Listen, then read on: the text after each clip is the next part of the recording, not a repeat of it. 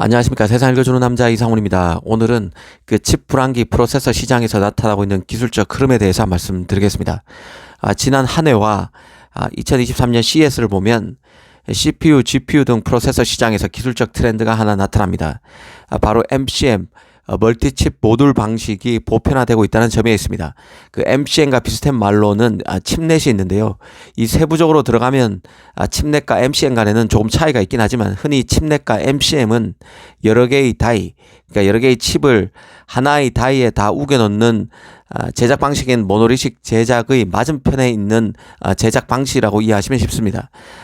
그러니까 다이를 모두 별도의 파운드리 제작 노드에서 각각 만들어서 나중에 이런 별도 제작된 칩들을 결합하는 방식의 제작을 말합니다.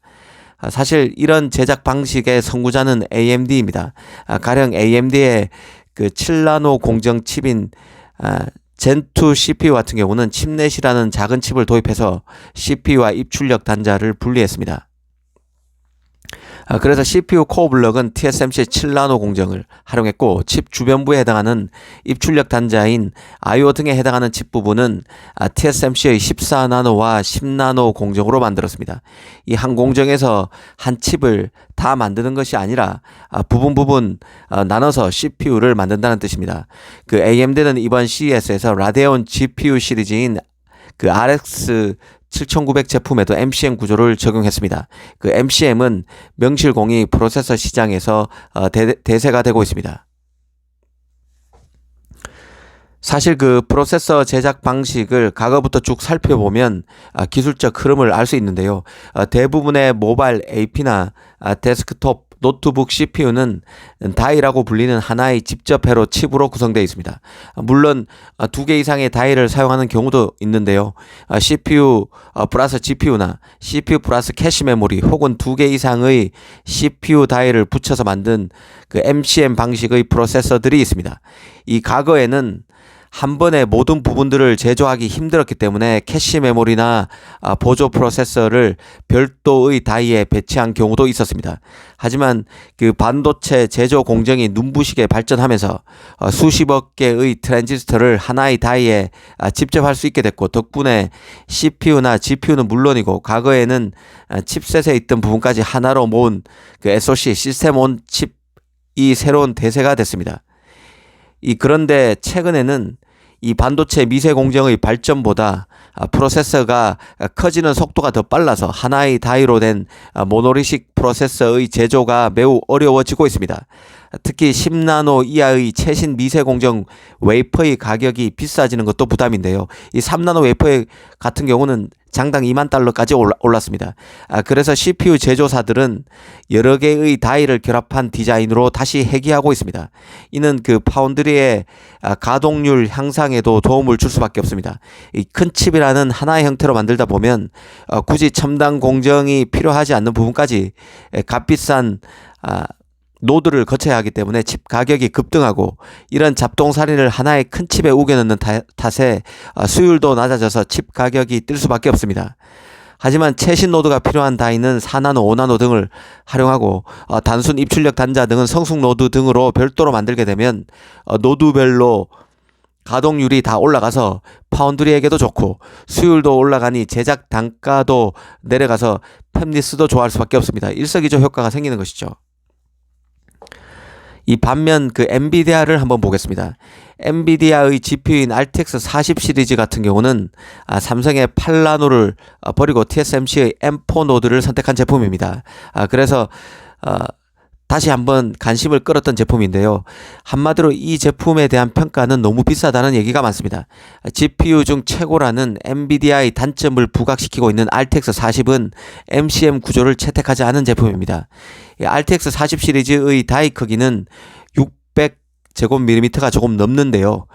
그런데 이 칩 안에 이 그래픽 처리 클러스터, 메모리, 캐시 메모리, 다른 잡동사니 등을 다 우겨넣다 보니까 값비싼 M4 노드로 만들다 보니 가격이 비쌀 수밖에 없습니다. 그 아시다시피 TSMC 같은 경우는 지난 2년 새 웨이퍼 제작 가격을 지나치게 많이 올렸습니다. 이 팹리스에게 무차별적으로 가격 상승을 통보했고, 엔비디아 같은 경우는 TSMC와 삼성을 왔다 갔다 한 처신 때문에 애플처럼 그 파격적인 가격 할인 혜택도 받지 못했습니다. 이 외신에서는 엔비디아가 TSMC의 5나노 공정을 잡기 위해서 거액의 예치금을 TSMC의 선지급금 형태로 지급했다는 보도도 있었죠. 이런 것들이 그 이번 제품 가격 상승에 틀림없이 영향을 줬을 것입니다. 이런 이유 때문에 다른 프로세서 업체들도 AMD의 MCM 칩넷 구조를 속속 따르고 있습니다. 인텔이 대표적인데요. 이 사파이어 FPGA CPU 같은 경우는 최대 400제곱밀리미터의 다이 4개를 연결해서 최대 1600제곱밀리미터 크기의 CPU를 만들 수 있었습니다. 현재 제조 기술로 만들 수 있는 가장 큰 그 모노리식 다이가 한 800제곱밀리미터 정도 크기인데요. 이보다 훨씬 더 큰 것이죠. MCM 채택으로 인텔의 최대 약점으로 꼽힌 코어 숫자의 열세를 극복할 수 있게 된 것입니다. 이 MCM이 대세가 되다 보니까 최근 인텔은 물론 그 삼성, TSMC, AMD, ARM, 퀄컴, 구글 등이 칩넷 인터페이스 표준 구격을 발표하기도 했습니다. 이는 작은 칩 사이를 연결하는 고속 인터페이스의 표준 구격을 만들어서 서로 다른 제조사에서 만든 칩넷끼리도 쉽게 연결하고 패키징할 수 있게 만드는 표준을 내놓은 것입니다. 그 인텔의 데이터 센터용에 들어가는 독립형 GPU인 본테베키오 GPU 같은 경우도 MCM을 따르고 있는데요. 이 칩은 기본적으로 그 인텔에서 만들어지지만 칩의 일부 모듈은 TSMC의 5나노, 7나노 등에서 제작되는 구조입니다. 서로 다른 공정으로 칩의 일부를 만들어서 조립하는 형태입니다.